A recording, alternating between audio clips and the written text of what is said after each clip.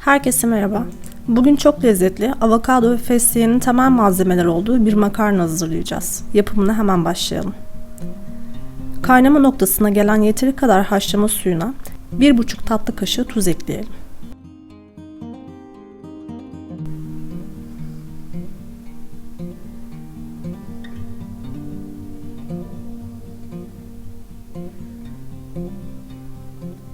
Yarım paket veya daha fazla makarnayı kaynayan suya alalım ve karıştıralım.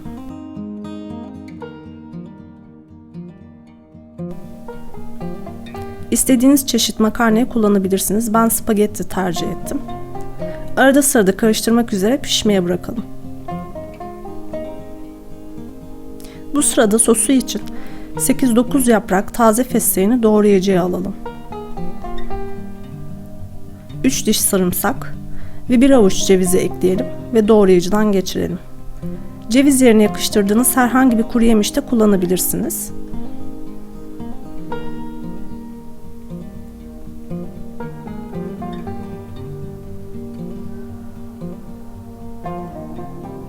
Yarım limonun suyunu ve 3-4 yemek kaşığı zeytinyağını ekleyelim.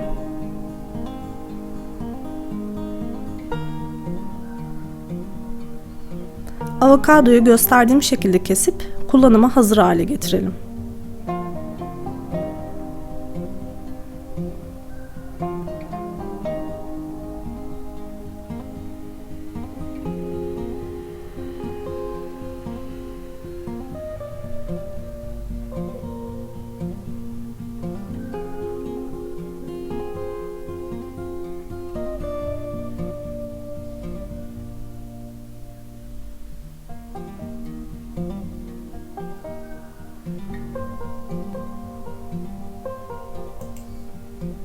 Kaşık yardımıyla kabuğundan ayırdığımız avokadoyu doğrayıcıya alalım.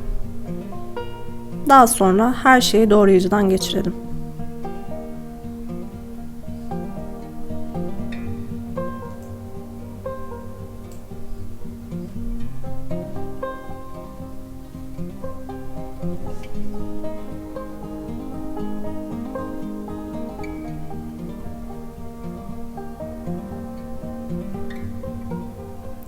Bir çay kaşığı tuz, biraz karabiberi ekleyip karıştıralım.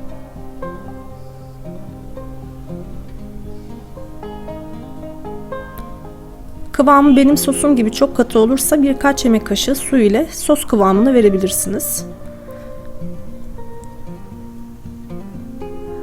Suyu kullandıktan sonra tekrar karıştıralım.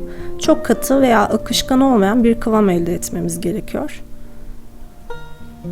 7-8 dakikadır pişen makarnaya pişme derecesini kontrol edip süzebiliriz artık. Süzdüğümüz makarnaları tekrar tencereye alalım ve sosunu ekleyelim. Bu noktada dilerseniz makarnaları yapışmaması için biraz zeytinyağı ile yağlayıp sosunu servis sırasında makarnanın üzerine ekleyebilirsiniz. Makarna ve sosu bütünleşene kadar karıştırıp servis edebilir. İsteğe bağlı üzerine rendelenmiş limon kabuğu ekleyerek servis edebilirsiniz. Videoyu beğendiyseniz beğenip abone olmayı ve bu tarifi mutlaka denemeyi unutmayın lütfen. Tarifin malzemelerini ve miktarlarını açıklamalar kısmına bıraktım. Hoşça kalın.